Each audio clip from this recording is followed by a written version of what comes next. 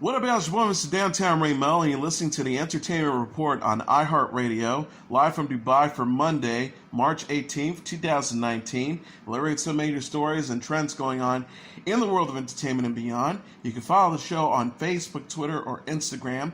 Facebook.com/The Entertainment Report with Ray Melo, that's RAYMELO, on Twitter at The Enter Report, or on Instagram at The Entertainment Report. You can listen to the show anytime you want on iHeartRadio. Just go to iHeart.com or your iHeart phone app, search for The Entertainment Report, and it'll take you to the page. I hope everyone had a fantastic weekend. New Zealand filmmakers Peter Jackson and Taika Waititi are sharing messages of unity and love in the wake of Friday's attack on two mosques in Christchurch that killed 50 people and injured dozens. Brendan Tarrant, a 28-year-old Australian citizen, has been arrested and charged with murder in connection with the incidents. He's scheduled to appear in the High Court on April 5th. The Lord of the Rings and the Hobbit Helmer Jackson said in a statement to Variety, New Zealanders are devastated. Our hearts go out to all those who have been harmed by this cowardly act of hate. Kiwi stands united in our love and support for our fellow Muslim brothers and sisters. We will do whatever we can to help them heal and rise above this terrible tragedy.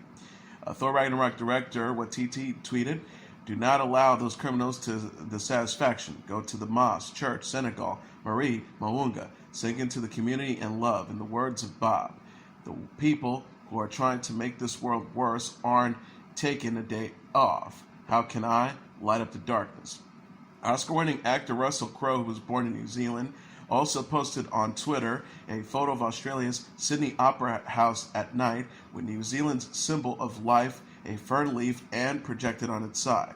Crowe wrote, "A terrible reason for it, but a gesture of solidarity and shared purpose. My birthplace and my home grieving together. My thoughts go out also to the people of Grafton, a picturesque and proud town, unduly stained, the silver fern of New Zealand projected on the Sydney Opera House." Other celebrities, such as Nick Jonas, Mandy Moore, and others, posted on Twitter their reactions to the shooting attacks that took place on Friday in New Zealand. The shootings, which New Zealand Prime Minister Jacinda Ardern called a terrorist attack, took place at two Christchurch mosques where hundreds had gathered. 49 people were killed, and New Zealand's Police Commissioner Mike Bush said a man in his late 20s had been charged with murder. Police said social media posts written by someone with prior knowledge of the attacks included an anti-Muslim manifesto, references to internet radicalization, conspiracy theories, and echoes of white nationalism. Jonas said, "Sending my thoughts and prayers to New Zealand this morning. My heart is broken for the victims and all those affected by this horrible act of hate." Moore said, "Waking up to the news of a terrorist attack in New Zealand in places of worship where people are at their most vulnerable and should feel safest is heart-shattering. We must unite together and as a global community to combat this unendingly destructive rhetoric of white nationalism." John Legend said, "The killings in New Zealand are so horrific and heartbreaking. This white supremacist terrorist movement is so destructive here and abroad. We need to unite against it." Mark Ruffalo said, "More heartbreaking and enraging news. My deepest sympathy to those lost in another racist, bigoted killing in New Zealand." Russell Crowe says, "Senseless, pointless, cruel deaths. My death breaks for all the families involved and for all the people of New Zealand. To those whose hearts this pain will touch for a long time. Kia kaha." Arnold Schwarzenegger said, "My heart goes out to the victims, their families, and the people of New Zealand.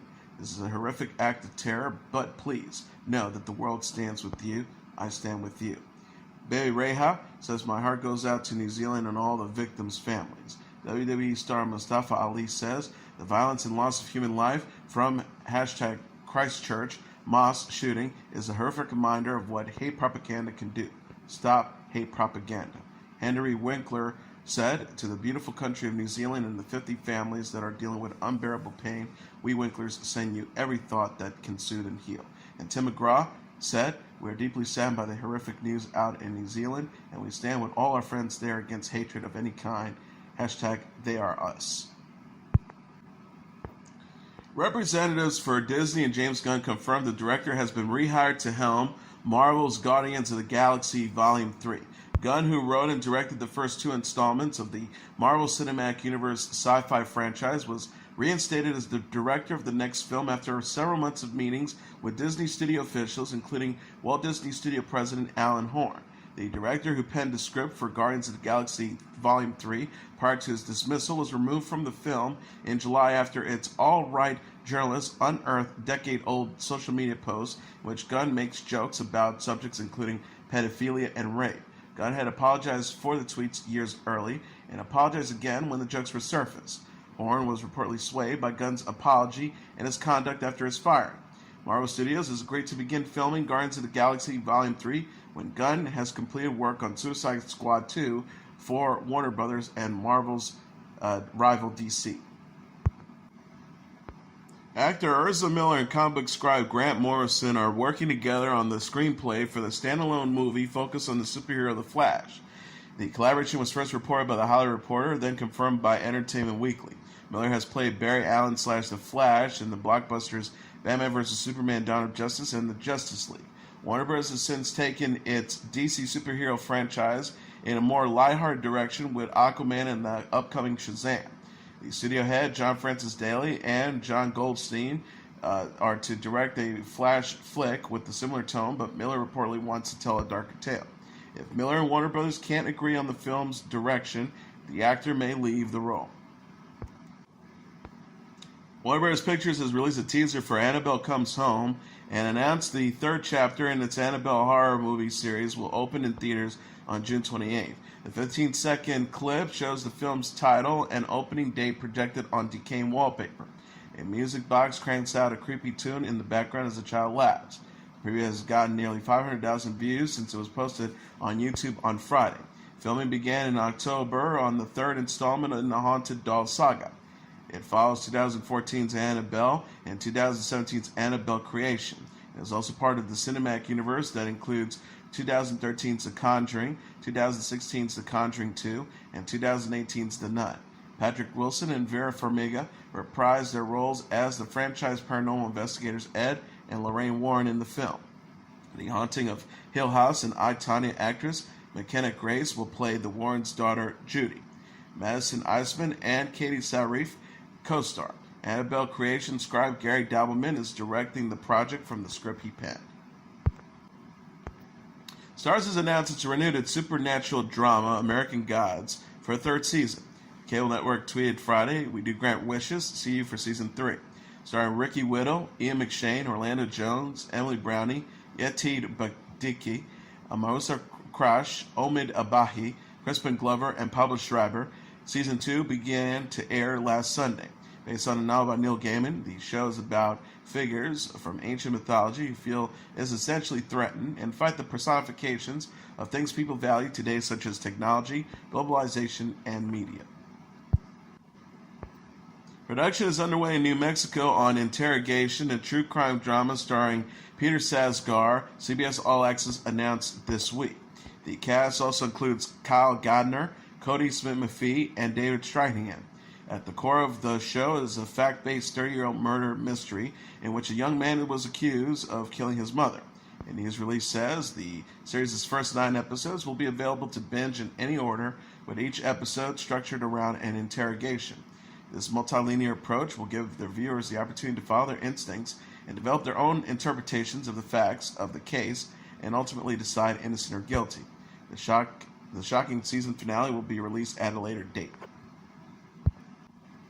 Fashion designer Louis Vuitton will stop producing Michael Jackson-inspired merchandise over allegations of child sex abuse against the deceased pop star in the documentary Finding Neverland. In the HBO documentary, 2 men accused Jackson of molesting them when they were children, decades ago. Fashion news website WWD and Harper's Bazaar both confirmed Louis Vuitton's decision to pull the Jackson-inspired items from a recent collection. Louis Vuitton's Michael Jackson collection included a t-shirt with an image of his loafer-clad feet and white socks posed in an iconic dance move. The merchandise featured costumes inspired by Jackson's outfits in music videos and concerts. Vuitton's officials say they don't know about the documentary when creating the fashion line or when it hosted a fashion show on January 17th, 8 days before the documentary was screened at Sundance Film Festival. The result has caused the company greater pain, as it says. All items that directly feature Michael Jackson elements will cease production. Artistic director Virgil Abloh, men's artistic director of Vuitton, said in a statement to WWD Thursday, "I am aware that in light of this documentary, the show has caused emotional reactions. I strictly condemn any form of child abuse, violence, or infringement against any human rights. My intention for this show was to refer to Michael Jackson as a pop culture artist.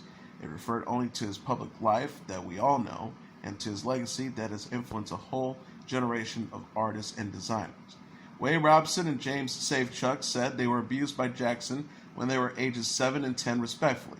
Both previously told authorities no sexual misconduct occurred. In 2005, Jackson was acquitted of charges of molesting a 13-year-old boy in an unrelated matter. Jackson denied any sexual abuse until his death in 2009. Eric Church has added an additional 13 shows to his ongoing Double Down North American tour that is in support of his 6th studio album, Desperate Man. The tour, which began in September and was originally scheduled to conclude on June 29th at the Dior Amphitheater in George, Washington, will now wrap up in November 23rd at the Golden One Center in Sacramento, California. Church's new shows include concerts in Green Bay, Wisconsin, Calgary, Alberta, Philadelphia, Little Rock, Arkansas, Manchester, New Hampshire, Hartford, Connecticut, and Washington, D.C. The Double Down Tour features Church performing back-to-back shows at each city. South Korean boy band BTS sang for fans following its win at the 2019 iHeartRadio Music Awards. The K-pop group broke into song in a video message Thursday on Twitter after taking home Best Fan Army at the awards show.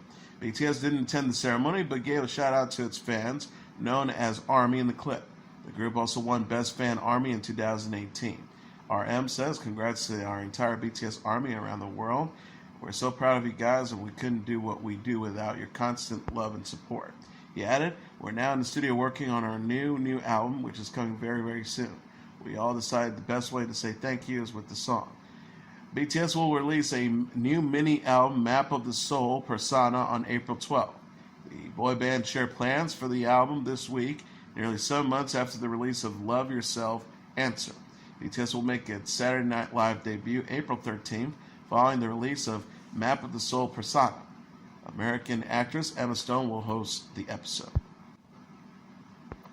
The king of surf rock, Dick Dale, guitar pioneer whose song Mr. Lou played over the opening credits of Quentin Tarantino's Pulp Fiction, has died at the age of 81. Dale was known for his blindingly fast strumming style, which inspired acts like the Beach Boys and Jimi Hendrix. He said the sound reminded him of the rumble and crash of the waves and the noise of marine animals as he surfed in California. Dale's bassist Sam Bull confirmed the star had died on Saturday night. The cause of death is not yet known, but the guitarist had a long history of ill health, including retinal failure, diabetes, and cancer. Dale's agent called his death a sad day for rock and roll. Celebrity and fans have been paying tribute to the musician referred to as the king of surf guitar and the Pied Piper of Balboa Beach, with many describing him as a true innovator. And recording industry body, the BPI, said it saluted a great musician who created a brilliant and unique distinctive style and sound that will forever be his hallmark. Dale was 81. Hozier's Wasteland Baby is the #1 album on the U.S. album charts. Coming in #2 on the Billboard 200 roster, dated Saturday, is Ariana Grande's Thank You Next, followed by A Star is Born movie soundtrack at #3, 2 Chainz's Rap or Go to the League at #4, and Lil Skies with Shelby at #5. Rounding up the top tier are the soundtrack to the film Bohemian Rhapsody at #6, Solange's When I Get Home at #7, Gunna's Drip or Drown 2 at #8, Offset's Father of Four at #9, and A Boogie with the Hoodies, Hoodie SZN at #10. The Brie Larson-led superhero movie Captain Marvel is the #1 movie in North America for a second weekend, earning an additional $69.1 million in receipts, BoxOfficeMojo.com announced Sunday.